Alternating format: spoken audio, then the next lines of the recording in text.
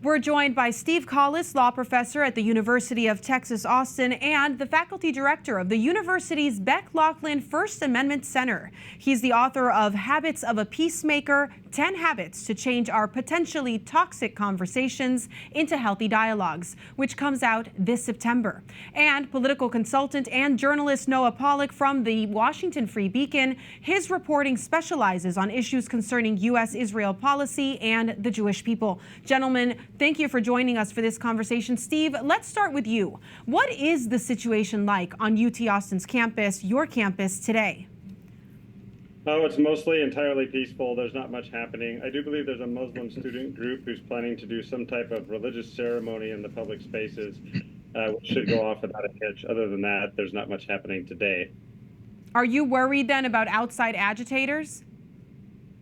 Not particularly. We do know that some of the protesters have been from outside the campus. It looks maybe about 50%. The rest are students or faculty who have been involved. Certainly some of this, though, is being driven by folks off campus. Well, we hope that that won't escalate. Noah, let's go to you. The situation at some universities in New York and at your alma mater, Yale, remains tense. Wednesday night, a 200-person pro-Palestine rally demanding Yale disclose and divest from weapons manufacturers ended with 4 arrests. 2 of those arrested are reportedly co-founders of the Black Lives Matter campus movement. What can you tell us about the intersection of race-related advocacy, gender ideology, and other issues at these protests? Yeah, it's an interesting question. I mean, you're seeing, I think, in this, over the past several years, the development of a kind of professionalized approach to far-left activism, kind of street activism that often involves violence. You saw this during the BLM activism in 2020. I mean, it really goes back to the late 90s with protests against, the World Trade Organization, things like that. And there was Occupy Wall Street 10 years later. But the last few years, there's been an intensity to it where whatever the cause they're protesting is doesn't really matter as much as that it's just an excuse to get people out into the streets to kind of disrupt the normal functioning of society and the normal functioning of institutions like universities and cities. And basically you go out out there and act crazy and scare people and act in a thuggish and intimidating way. And the cause today at this moment is Palestine and Gaza. I don't think the overwhelming majority of people who are at these events know the first thing about it. They chant slogans. Typically when people are chanting slogans, it's a sign that they're actually quite ignorant.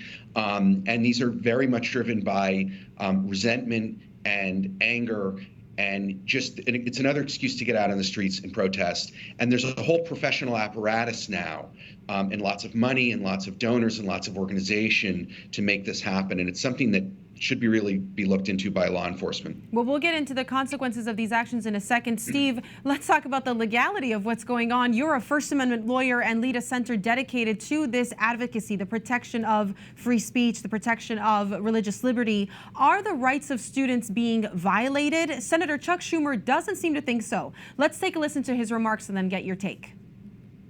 Smashing windows with hammers and taking over university buildings is not free speech. It is lawlessness. And those who did it should promptly face the consequences that are not merely a slap on the wrist. Free speech, discussion, and even strong disagreement are fundamental American values, and campuses should be places where those values are cherished. Campuses cannot be places of learning and argument and discussion when protests veer into criminality. Steve, do you agree with those parameters?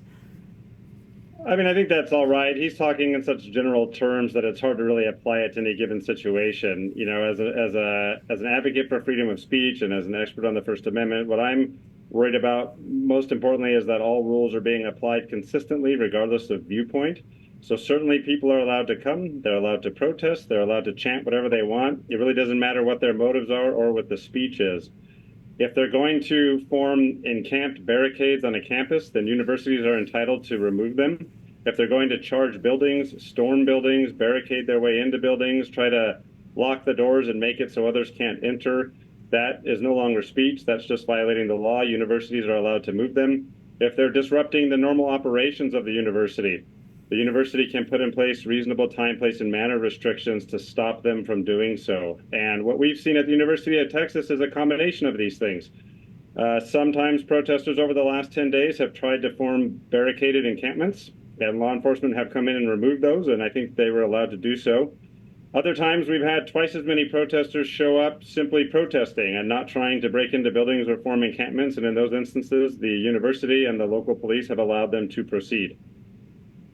Well, that's certainly something to keep watching. Noah, let's talk about the content there of this speech. Education Secretary Miguel Cardona blasted anti-Semitism on campus this week during a hearing on Capitol Hill. Let's take a listen to that and get your reaction.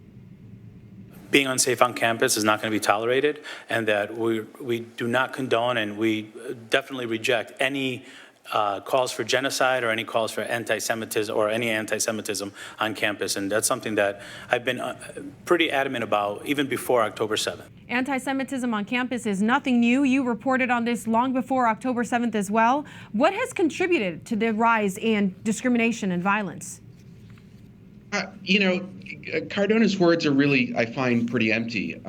You know, I think that I'm a staunch advocate of free speech and the First Amendment and the idea that students should be allowed to really say whatever they want. But what's going on campus right now is you have these encampments are set up in order to intimidate and harass and disrupt. That is not protected speech.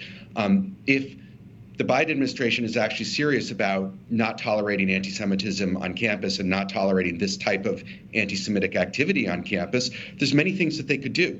The Office of Civil Rights and the Department of Education could reach conclusions of its investigations, and there could be federal funding cut off to schools that are in violation of Title VI, which requires that schools provide a learning environment that is free of harassment and intimidation and things like that. They're not doing those things. And I think actually the administration has been silent for a very long time. And it's only now that this has become, I think, a liability in their reelection effort, where it looks like under Biden, there's a lot of chaos in the country. That's what they're responding to. They're not doing it out of their kindness toward the desire of Jews to be able to take their final exams in peace. So I find the words kind of empty, to be honest. Well, we'll keep watching to see just how empty they are, or if they aren't, for some actions from the federal government. And Steve will be looking out to see if your campus does find a peaceful resolution. Thank you both. Thank you, Montse.